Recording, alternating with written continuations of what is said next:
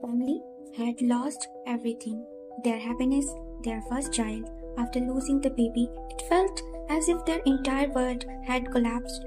The house that was once meant to be filled with joy now echoed with silence. Dipti was completely shattered. She had lost all sense of herself. She would sit quietly in a corner of the house all day, unresponsive.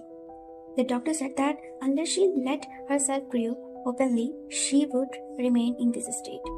Anna tried everything to bring her back to normal, but nothing worked. The doctor suggested that they adopt a child to help Dipti heal until she was ready for another baby. They followed the advice and visited an orphanage. Among all the children there, Dipti's heart was drawn to a little girl named Sia. The doctor told them that Sia's condition was not much different from Dipti's. She had also recently lost her entire family and was now an orphan. In the beginning, Sia neither spoke much nor expressed her emotions. She would just stay locked in her room. She didn't like playing outside with other children at all. Whenever she saw them playing, she would start crying. Slowly, Arno and Dipti's love began to change her. They put in all their efforts. Sia was only 7 years old, so with the help of doctor and their love, she gradually started getting better. She was learning to adjust to her new family, but she still didn't like going outside or meeting people. She was afraid of certain things. She wouldn't play with children her age, and she was even scared of them. But little by little, she started leaving her past behind and moving forward. About 10 years later, she got a younger brother, whom she loved dearly. She devoted all her time to him, but deep inside, something was still troubling her. When Mayang turned 3, Sia's behavior began to change. It seems as if she was struggling to share the love she once received entirely for herself. She started distancing herself from everyone. She would stay locked in her room for long hours or spend time alone. The real breaking point came when one day Sia started yelling at Mayang. She had begun to get irritated by his crying.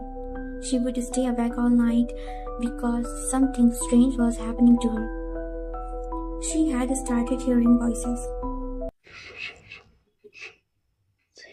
Arno and Dipti had already realized that something was seriously troubling Sia. When they finally spoke to her, she revealed the truth. The first time. At 3 in the night, when the whole city was asleep, Sia heard someone whispering in the room. A very soft but clear voice. Sia opened the door. She suddenly switched on the light. The room was the same, there was no one. She said, "Maybe my mind is playing tricks," she explained to herself.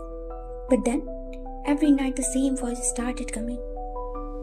Doctor or reality? Pretend. Sia went to a psychiatrist.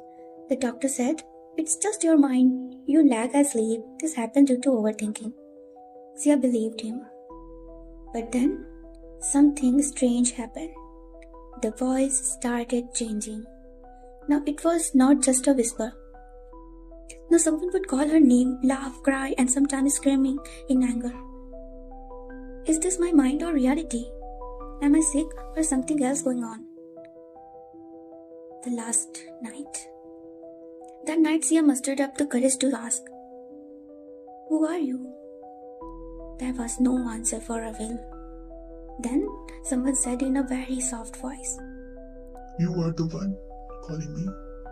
Sia's hair stood on end. She couldn't understand, was she really sick or was there someone who was dominating her mind? Do mental illness really exist? Or sometimes the mind shows us things that cannot be seen in the real world? The end, or maybe a new beginning?